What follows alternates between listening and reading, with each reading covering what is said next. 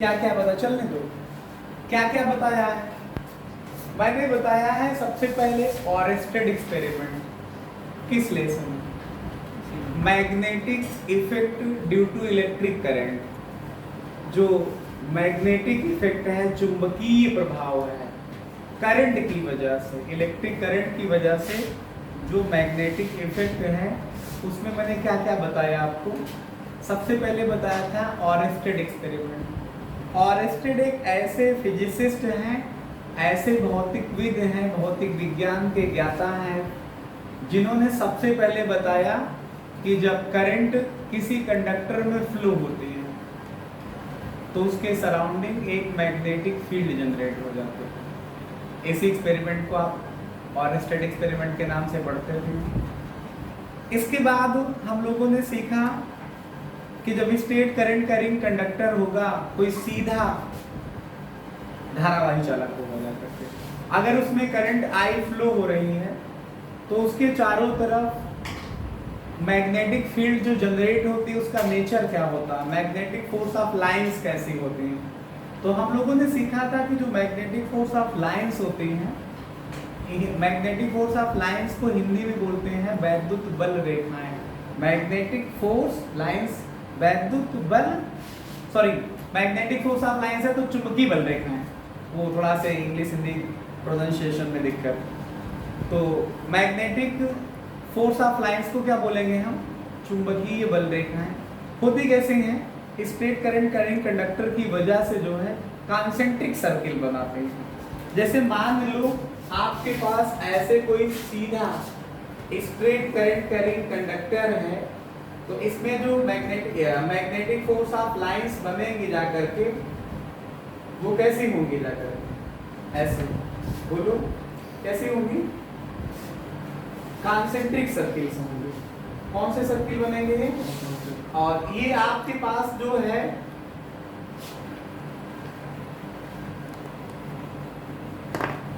ये जो dotted wire दिखा रहा हूं, इसका ये मतलब है कि वायर अगर हाइट के लॉन्ग है, जैसे मान लो मैं इस पे आपको दिखाने का प्रयास करूं, ये वायर समझ पा रहे हैं, तो इसके चारों तरफ जो कॉन्सेंट्रिक सर्किल्स बनेंगे जाकर के इस प्लेन पे ऐसे दिखाई पड़ेंगे। इसी वजह से जो मैंने आपको 3D फिगर ये बन रहा है, 2D बोर्ड पे हम आपको दिखा रहे थे, तो 2D बोर्ड पे 3D फिगर जो है नहीं अच्छा बन सकता था, इस वजह से जो है मैं आपको इस कॉपी के मार्फत से दिखा रहा हूँ। ऐसे सर्किल वहां दिखाई पड़ेंगे जो ये हैं, एग्जैक्ट ये फिगर बनेगा आपके पास, ये देख पा रहे हैं? ऐसा फिगर बनेगा जाकर, तो ऐसे कॉन्सेंट्रिक लाइंस, कॉन्सेंट्रिक सर्किल्स बनेंगे जाकर।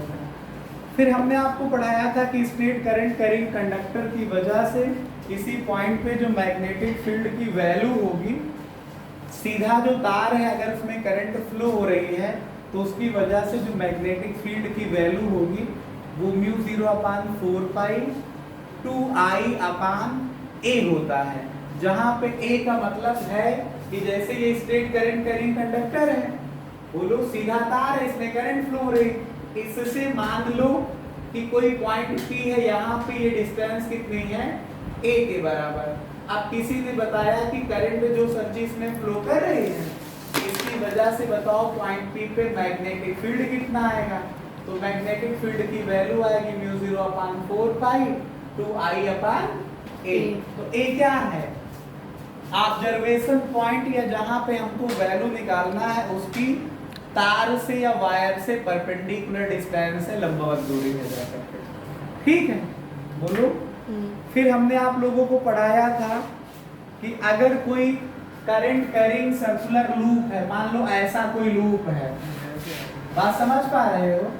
मान लो ऐसा कोई लूप है, ऐसा कोई लूप है, इसमें करंट ऐसे फ्लो हो रही है, ये इसका सेंटर है, इसके सेंटर पे मान लो ये डिस्टेंस इसकी रेडियस कहलाएगी, रेडियस को चलो a मान लो, तो इसके सेंटर पे, ये सेंटर है, लूप का क्या है? सेंटर है, तो इसके सेंटर पे जो वैल्यू होगी जाकर के b की, वो क्या होगी? Mu 0/4 pi 2 pi I upon A। क्या होगी? म्यू 0 अपान 4 पाई 2 पाई आई अपान ए होगी जाकर के, क्या बोलो, म्यू 0 अपान 4 पाई 2 पाई आई अपान ए होगी। ये समझ गए। फिर उसके बाद में हमने आपको बताया था सोलेनॉइड के बारे में। सोलेनॉइड को हिंदी में प्रणालिका कहते हैं। सोलेनॉइड में भी जब सोलेनॉइड होता क्या है, याद है सब लोगों को? Yes sir. मैंने कहा था चाइना क्ले, चीनी मिट्टी का या माइका मतलब अब्रक का कोई खोखला बेलन ले ले, हालो सिलेंडर ले ले, तो उस पे वायर को रैप्ड कर दो। ऐसे जैसे मान लो ये खोखला बेलन होता, हालो सिलेंडर होता, तो इस पे तार को पकड़ो, तार है ऐसे पकड़ा, ऐसे ऐसे इस पे लपेट दिया जाकर, एक एंड यहाँ निकाल दो तार का बाहर, दूसरा सिरा यहाँ निकाल दो, उसको किसी बैटरी से कनेक्ट कर दो। तो जब इसमें करंट फ्लो करेगी ना, तो ये जो अरेंजमेंट होगा, व्यवस्था होगी, इसी को सोलेनॉइड बोलते हैं। और सोलेनॉइड की वजह से जो मैग्नेटिक फील्ड होती है जाकर के, चुंबकीय क्षेत्र होता है, उसकी वैल्यू क्या होती है, म्यू 0 एन आई। क्या होता है, म्यू 0 एन आई, जहां पे हमने कहा था कि I का मतलब है जो करंट उसमें फ्लो करेगी, और N का मतलब क्या है कि सोलेनॉइड की यूनिट लेंथ पे जो नंबर ऑफ टर्न होंगे, मतलब फेरों की जो संख्या होगी यूनिट लेंथ के लिए, एकांक लंबाई के लिए जो फेरों की संख्या होगी उसको N बोलेंगे। अब कहोगे सर ये एकांक लंबाई या यूनिट लेंथ क्या है? जैसे मान लो तुमने जो कोई कॉइल लपेटी है, ये थोड़ा एक एग्जांपल के थ्रू तुमको समझाते हैं। किसी ने कहा सर ये 20 सेंटीमीटर इसकी लेंथ है और इसमें कितने फेरे हैं, मान लो 540 फेरे हैं। फेरे बोले या टर्न बोले? इंग्लिश में टर्न और हिंदी में क्या, फेरे। दोनों जानना जरूरी है। किसी यूपी बोर्ड के बच्चे ने तुमसे पूछ लिया तो बता दोगे तो, और इंग्लिश में तुम पढ़ते ही हो, उसको तुम्हें जानना ही जरूरी है। तो इसमें यूनिट लेंथ पे क्या आएगा बताओ, 20 सेंटीमीटर में कितने टर्न है, 540, तो 1 सेंटीमीटर में कितना आ जाएगा, 540 अपॉन 20 टर्न, मतलब फेरे। बोलो 27 आ जाएगा। तो जो ये 27 आया, ये क्या आया, यूनिट लेंथ के लिए आया ना, 1 सेंटीमीटर के लिए आया ना, इसी को क्या बोलेंगे हम, एन बोलेंगे। क्या बोलेंगे, एन। तो जो सोलेनॉइड के लिए मैग्नेटिक फील्ड की वैल्यू है V क्या होता है, म्यू 0 Ni। आपसे कभी कभी पूछा जाएगा कि सोलेनॉइड में जो V की वैल्यू है वो किन किन बातों पे डिपेंड करती है, तो मैंने आपको बताया वो 3 बातों पे डिपेंड करती है। पहला कौन सा, जो B की वैल्यू है वो नंबर ऑफ टर्न के डायरेक्टली प्रोपोर्शनल है। जो आपके पास B है वो N के क्या होता है, डायरेक्टली प्रोपोर्शनल। मतलब नंबर ऑफ टर्न, अगर फेरों की संख्या बढ़ा दोगे यूनिट लेंथ के लिए, तो B की वैल्यू क्या होगी, मैग्नेटिक फील्ड की वैल्यू बढ़ जाएगी। दूसरा जो B है वो करंट के भी डायरेक्टली प्रोपोर्शनल है, करंट के समानुपाती है, मतलब I की वैल्यू बढ़ाओगे तब भी B बढ़ जाएगा। और तीसरा जो आपके पास ये म्यू है, म्यू क्या है, परमिएबिलिटी फॉर फ्री स्पेस या वैक्यूम, इसको माध्यम की चुंबकनशीलता कहते हैं, चुंबकत्वशीलता कहते हैं। ऐसा नाम सुनोगे तो तुमको लगेगा कि क्या है बोल रहे हैं। फिलहाल ये मतलब है, डिपेंड करता है कि सोलेनॉइड के अंदर जो है वो मीडियम कैसा है। अगर वहां पे एयर के अलावा कोई दूसरा मीडियम रखो तो इसकी वैल्यू घट बढ़ सकती है। जैसे मान लो कि सोलेनॉइड खोखला होता ही हमने बताया, उसके अंदर तुमने आयरन की रॉड लगा दी, लोहे की सरिया डाल दी, सॉफ्ट आयरन कोर लगा दिया, तो उसमें क्या होगा जाकर के, आयरन की रॉड को अगर मैग्नेटिक फील्ड में रखोगे, लोहे की सरिया को रखोगे मैग्नेटिक फील्ड में, तो खुद उसके अंदर मैग्नेट वाली प्रॉपर्टी आ जाती है। जब उसके अंदर खुद मैग्नेट वाली प्रॉपर्टी आएगी तो मैग्नेटाइज हो जाएगा, तो मैग्नेटिक फील्ड की वैल्यू को क्या करता है, बढ़ा देता है। इस तरह से जो B है वो डिपेंड करता है कोर मटेरियल पे, कि अंदर का जो मटेरियल है वो कैसा है। अगर तुमने मटेरियल, कोर मटेरियल जो लगाया वो मैग्नेटिक प्रॉपर्टी बढ़ाने वाला लगाया तो B की वैल्यू बढ़ जाएगी। तुमने कागज लगा दिया, बीच में थर्माकोल लगा दिया, लकड़ी के गुटके डाल दिए, या मिट्टी डाल दी तो बी की वैल्यू क्या होगी, घट जाएगी। और आयरन में बी की वैल्यू क्या हो जाएगी, बढ़ जाएगी, इंक्रीज कर जाएगी। बात समझ पाए। फिर हमने आपको कुछ बातें बताई थी, अब इसी कुछ टॉपिक से रिलेटेड कुछ न्यूमेरिकल्स हैं, इसी टॉपिक से रिलेटेड कुछ न्यूमेरिकल्स हैं जो आपको सॉल्व करना है, आपको समझना है।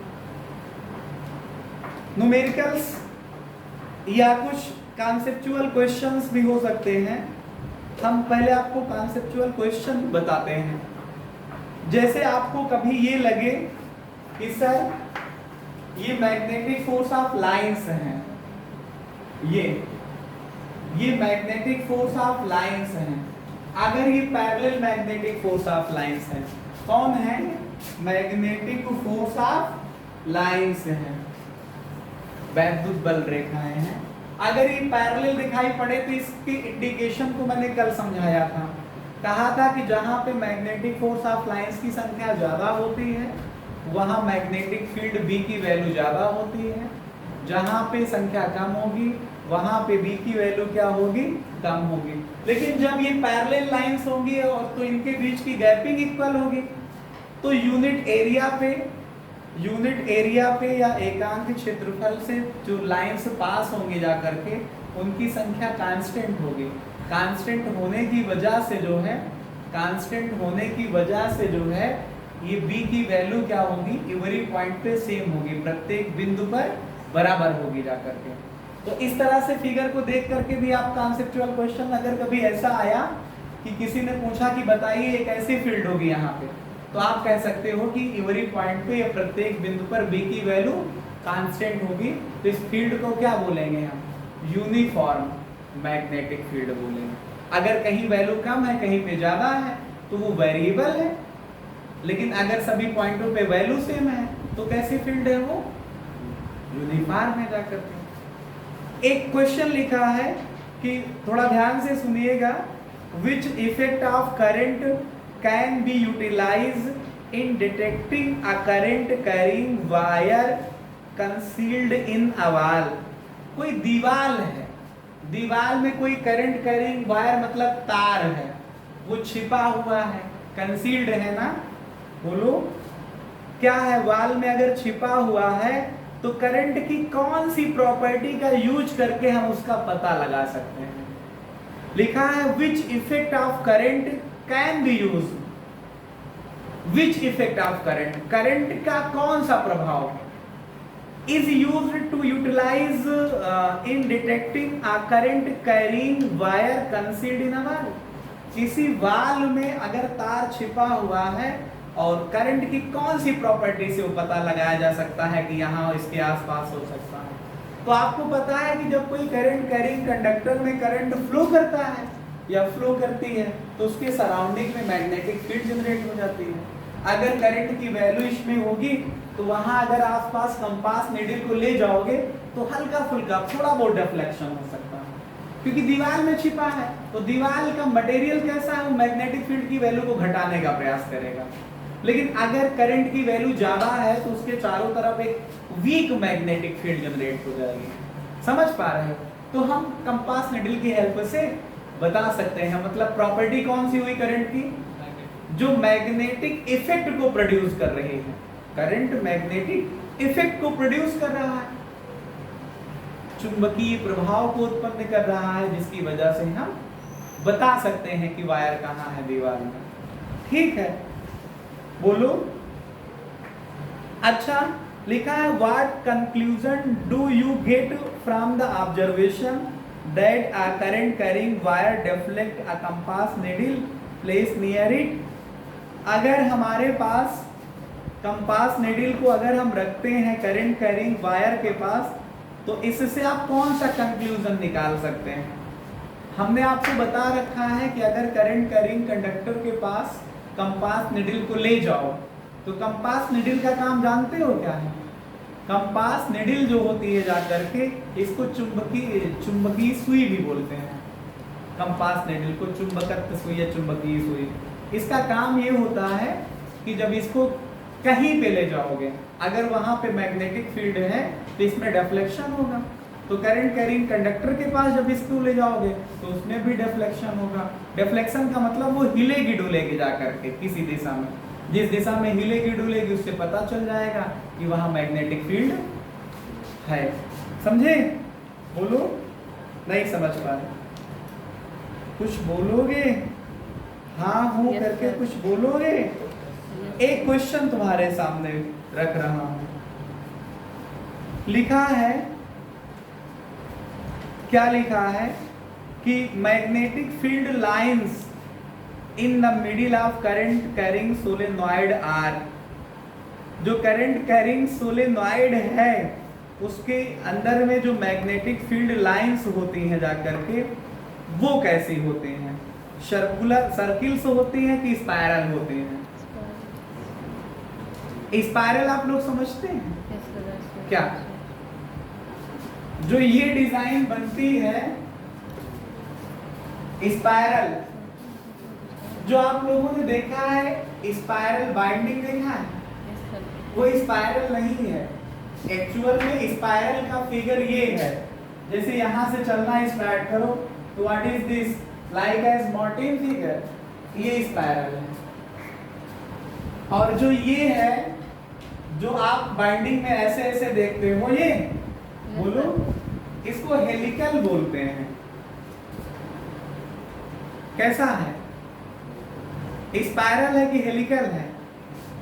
आप इसको स्पाइरल समझ सकते हैं, बट आप गूगल पे सर्च कर लीजिएगा जाकर के, it is not spiral, it is helical.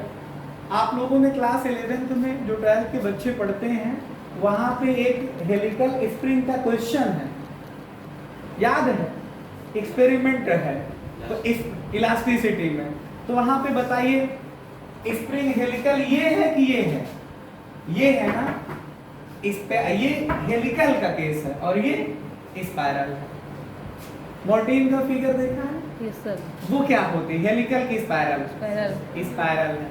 लेकिन आप वो जो बाइंडिंग देख करके कह देते हो कि सर स्पाइरल बाइंडिंग है, स्पाइरल नहीं है, ये हेलिकल है और ये क्या है, स्पाइरल है। तो आपको हम क्वेश्चन दे रहे हैं इसको समझने के लिए कि सोलेनॉइड के अंदर आपको बताना है कि उसके मिडिल पे जो मैग्नेटिक फील्ड प्रोड्यूस होगी जा करके, उसकी वजह से जो मैग्नेटिक फोर्स ऑफ लाइंस बनेंगी वो हेलिकल होंगी, सॉरी सर्कुलर होंगी कि स्पाइरल होंगी जा करके। ठीक है, बोलो। हम लोगों ने आपको फेस रूल एक पढ़ाया था। एक क्वेश्चन है, front to face of circular wire in current carrying current behaves like a north pole. क्या? Front to face of circular wire carrying current behaves like a north pole. The direction of current in this face of the circular wire. जैसे मान लो कह रहे हैं कि एक circular wire है, फिगर फोकस करिएगा, ये सर्कुलर वायर है, इसमें जो आप अपनी तरफ से देखते हो तो कौन सा फेस बनता है, नॉर्थ फेस बनता है। कौन सा पोल बन रहा है, नॉर्थ पोल बन रहा है। तो कह रहे हैं बताओ कि करंट की डायरेक्शन क्या होगी, तो इस तरफ से। तो आप इसमें जो मैंने ये डिजाइन दे दी है ये क्या रिप्रेजेंट कर रहा है कि करंट एंटी क्लॉकवाइज होगी तो नॉर्थ पोल बनेगा। अगर यही क्वेश्चन आ जाता कि यहाँ पे साउथ पोल बन रहा है तो साउथ वाले में देखो एस कैसे निकल रहा है, ऐसे बाहर जा रहा है, तो ये करंट की डायरेक्शन होगी। ठीक है, तो कौन सा वाइज आ रहा है, क्लॉकवाइज आ रहा है। तो इस तरह के भी क्वेश्चंस आपसे पूछे जा सकते हैं। ठीक है, बोलो। Yes sir. बोलोगे? Yes sir. क्या बोलोगे? क्या बोलेंगे?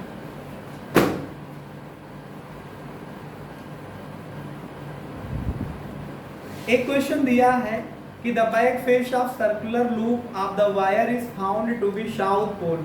The direction of current in this face of the loop of the wire will be. अभी मैंने ये समझाया, कह रहे कि back face of the circular wire, circular wire जो है जिसका लूप बना है उसका बैक फेस कैसा है, साउथ मैग्नेटिक पोल है। जैसे आप अपनी तरफ से देखोगे तो नॉर्थ है, तो दूसरी तरफ हम अपनी तरफ से देखेंगे तो तुम्हारे लिए वो बैक हुआ कि नहीं हुआ, वो साउथ पोल हुआ जाकर के। तो कह रहे हैं कि the direction of current in this face, मतलब बैक फेस में direction of current, back face की बात कर रहे हैं तो बैक फेस में डायरेक्शन ऑफ करंट जो होगी लूप में वो कैसी होगी? साउथ पोल के लिए क्लॉकवाइज, नॉर्थ पोल के लिए एंटी क्लॉकवाइज। तो चूंकि बैक फेस यहाँ पे साउथ पोल है तो करंट कैसी होगी जाकर के? उस फेस से देखोगे तो कैसा दिखाई पड़ेगा? क्लॉकवाइज। लेकिन अपनी तरफ से आप देखोगे तो क्या दिखाई पड़ेगा? एंटी क्लॉकवाइज दिखाई पड़ेगा। ठीक है, बोलो। Yes sir.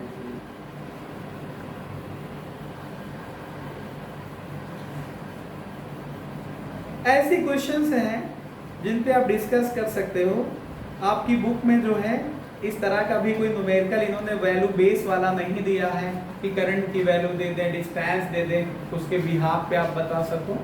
उन क्वेश्चनों को हम लोग 12th क्लास में डिस्कस करेंगे। 10th क्लास लेवल पे बस इतना ही दिया है जो हमने आपसे डिस्कस किया है। ठीक है, 12th क्लास को जब हम पढ़ाएंगे तो आपको वैल्यू बता देंगे। जो मैंने आपको फार्मूला बताया है बी की वैल्यू का सर्कुलर लूप के लिए μ0/4 2 I अपान है, और स्ट्रेट वायर के लिए क्या बताया है? μ0/4 2 I अपान है। लेकिन उसमें भी जब 12th क्लास में पहुंचोगे तो उसको भी डिस्टिंक्ट किया जाता है कि इनफाइनाइट लेंथ का वायर है तो वैल्यू आएगी μ0/4 2 I अपान है, और अगर फाइनाइट लेंथ का वायर है तो 12th वाले फार्मूला पढ़ते हैं μ0/4 I upon into sine φ1 plus sine φ2।